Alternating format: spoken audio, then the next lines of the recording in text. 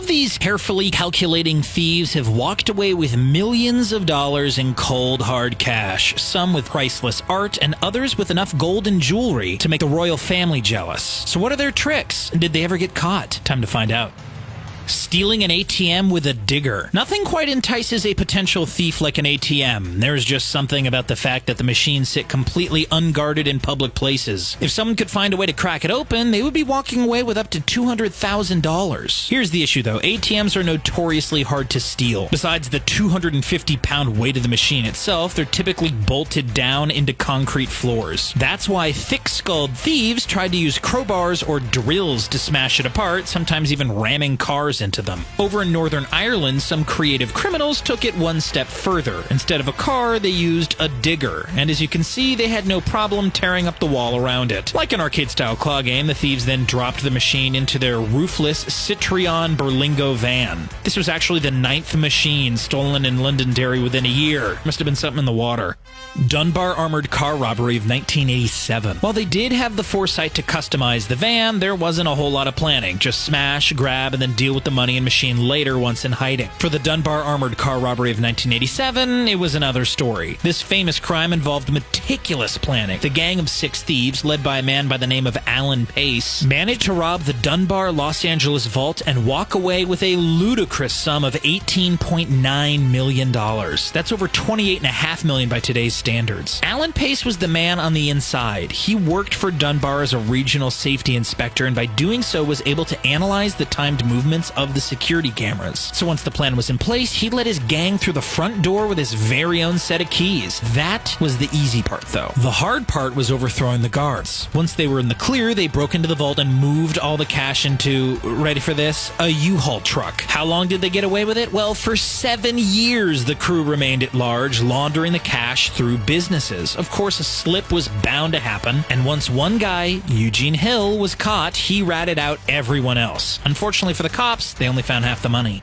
Pharmaceutical robbery. As we've seen so far, the bad guys are almost always in a rush. Once they're in, they're only minutes before the police arrive. Our next perpetrators, however, had all the time in the world. By crawling along the floor, the 2 men managed to avoid motion detectors and stayed in the pharmacy for close to 2 hours undiscovered. They'd obviously inspected the Super Value Pharmacy in Euless, Texas before, as they knew the whereabouts of the sensors and also knew exactly what they'd need to do to break into the safe. One of the pair acted as lookout while the other cut into the side of the safe. Despite sparks flying thanks to an angle grinder, they managed to keep the fire risk low by pouring a mystery liquid thought to be cough syrup over the area. But they didn't steal cash. They stole prescription drugs, hydrocodone, OxyContin, Viagra, and Cialis to be exact, a haul worth close to $1 million. And then they got away. The thieves were never caught and the drugs never found.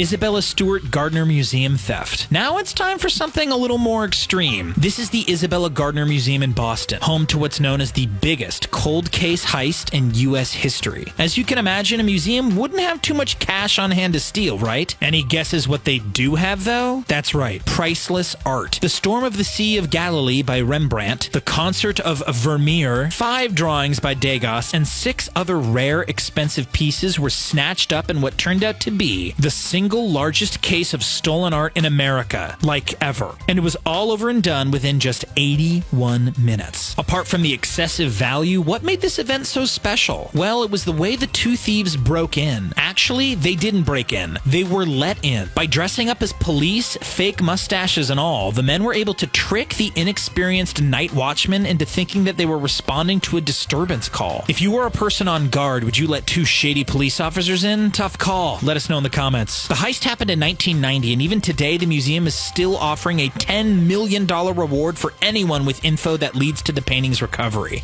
The Great Train Robbery of 1963. A couple of decades earlier, we witnessed another ingenious heist. Give the video a quick like if you've even heard of the Great Train Robbery. If you haven't, well, it's one of the biggest thefts in history. At the time, a team of 15 robbers, led by this dude, Bruce Reynolds, made off with 2.6 million pounds. In today's value, that's close to 55 million or 71 million US dollars. Wow. All right, so how'd these clever thieves orchestrate it then? It was pretty sneaky, actually. Ordinarily, the railway light would have been green, but They had covered up the green light and connected a battery to power the red light instead. So, by sabotaging the railway's signaling equipment, the Royal Mail train was forced to make an unexpected stop. That allowed the thieves to overthrow the conductor, climb aboard, and quickly take off with 120 sacks full of Scottish and Irish money and valuables. They could have taken more, but ran out of time. They escaped via minor roads, staying one step ahead of the cops by monitoring the radio for police broadcasts. After a wild goose chase, 11 men were found and sentenced to prison, but most of the money remained unaccounted for.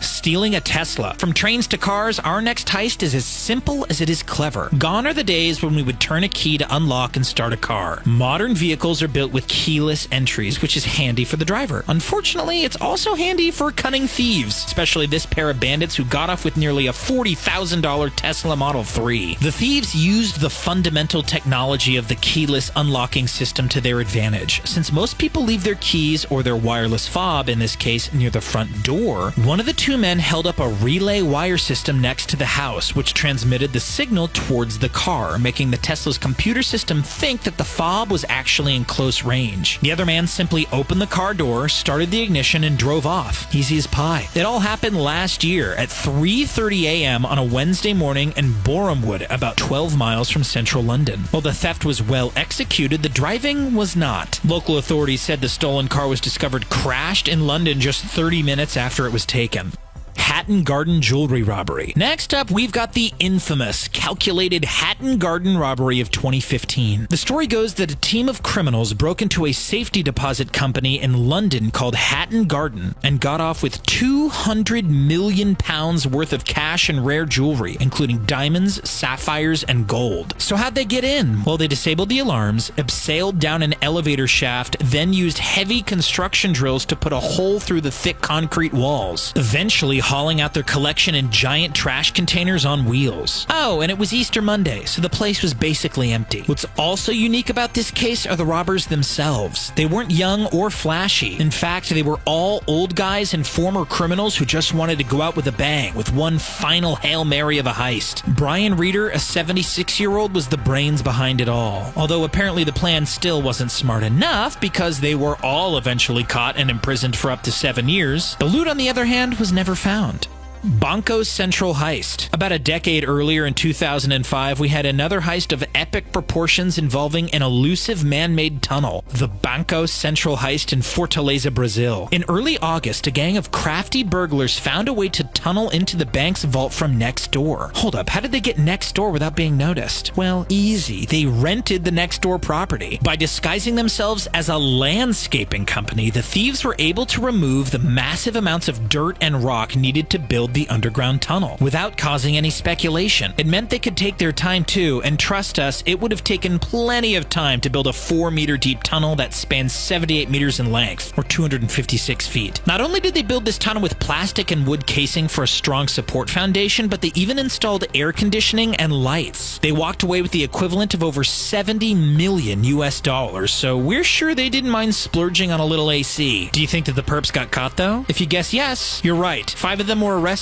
although the majority of the money was lost. The D.B. Cooper air heist. What's more badass than a carefully orchestrated, perfectly carried out underground heist? How about one that's 37,000 feet in the air? This is D.B. Cooper, the mastermind behind the only unsolved air piracy raid in the history of aviation. On Wednesday, November 24th, 1971, a 6-foot-tall man boarded the Northwest Orient Flight 305 from Portland to Seattle. It was as deliberate a plan as any. When on board, he handed a flight attendant a handwritten note and whispered calmly, "Miss, you better look at that note. I have a bomb." Once she realized the threat was very real, Dan Cooper, well, that was actually his fake name, obviously, demanded 3 things: $200,000, 4 parachutes, and a fuel truck in Seattle to refuel the aircraft upon arrival. The money demand was obvious, but it was the 4 parachutes and the refuel that helped him escape. By asking for 4 instead of 1, authorities assumed that he was keeping hostages, but he wanted them to think that so they wouldn't intervene. As requested, the plane refueled, and then he jetted off with the pilot towards Nevada. Somewhere along the way, he parachuted out, never to be seen again. While it's still a mystery, the FBI has come across new info that could change everything. Have we found D.B. Cooper after all? Check out the video in the description to find out.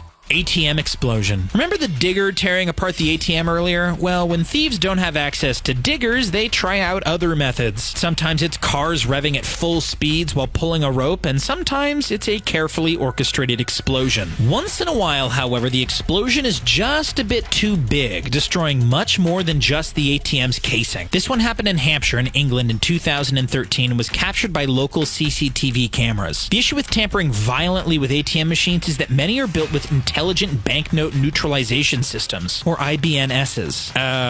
What? It means that your money is going to be squirted with copious amounts of ink or dye when they try to open the safe, and then nobody will accept it as cash. Knowing that, would you take the risk and try to steal it anyway? Actually, it's probably better to keep that information to yourself.